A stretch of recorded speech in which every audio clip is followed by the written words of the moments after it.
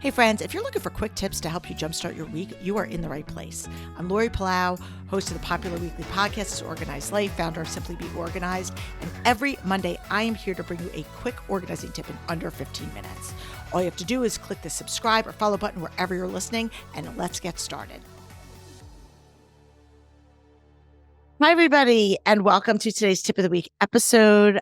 I'm your host, Lori Palau, and we are just plowing our way through September. And I don't know about you, but it is like flying by. I say that every month of every year. And like I said, I don't even have kids at home. So I can't even imagine what it would be like if my kids were small and I was running 1,000 different places. And so today's tip is for all of the parents out there that are already like exhausted from trying to keep up with all of the moving parts of extracurriculars. We're getting into the throes of homework, all the things that are starting to come home in our digital backpack mail, because I don't even know if they send a backpack mail anymore.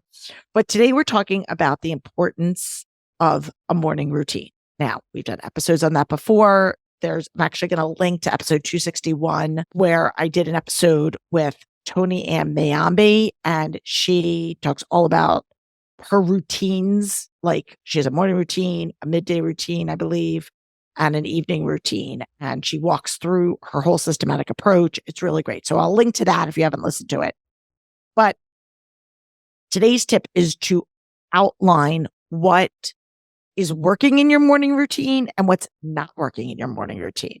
So I know I talk to a lot of my friends, especially the ones who still have young kids at home, and they talk about, oh my gosh, today was a good day, or we had tears and screaming, and this one missed the bus, and I had to drop their computer at school because they were running out of the house and they forgot it. And what I want to do is take a minute to challenge you guys to take a quick, I'm not a big journaler, but I want you to do a little bit of journaling here. For, I don't know, you can decide if it's a week, if it's 2 weeks. I want you to do a little experiment with me.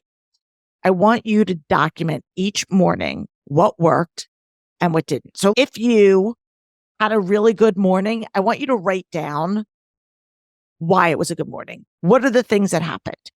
Did your kid get up on time on their own and you didn't have to wake them? Did they not use their device in the morning? Had they packed their backpack the night before? What are the things? So what made it a good morning? Because I think a lot of times we're just like, oh, we had a bad morning. We had a good morning. I was frustrated. They were frustrated, but we don't really take the time to dissect and look at the data of what caused that to happen.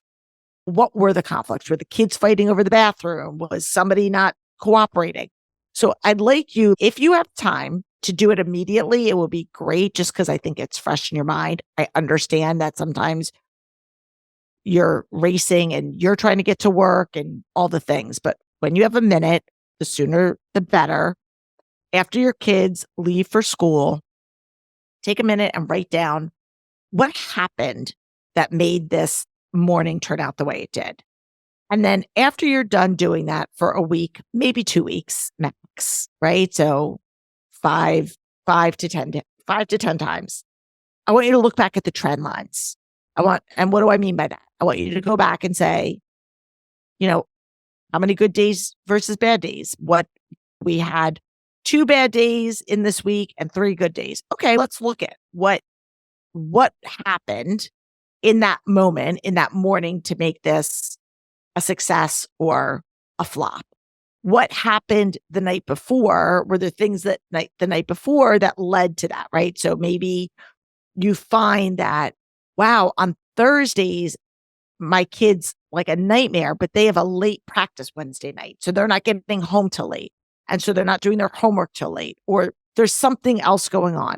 So I want you to look at probably 2 weeks, 10 days, just track them and start to notice patterns, because patterns are what gives us information so that we can change and modify as we need. And we're so often busy just like being in the moment and doing the thing that we don't take the time to really reflect on the impact that it's. So again, my tip for you is I want you to start to journal, write down, doesn't have to be long. You can even have 2 columns like good morning, bad morning. And you can just say Monday, September, whatever, this was a good morning and here's why.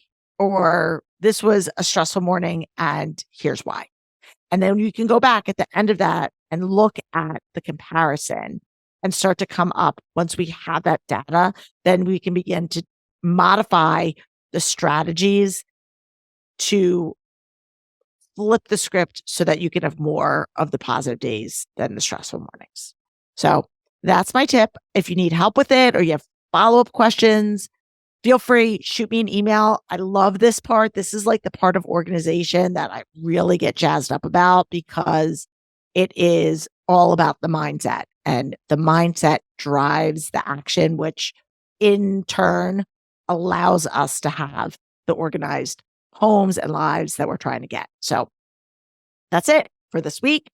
Again, check out the link to my episode with Toni Ann that we did last year. It goes into a deep dive of her strategy. And I'll see you next week for another episode.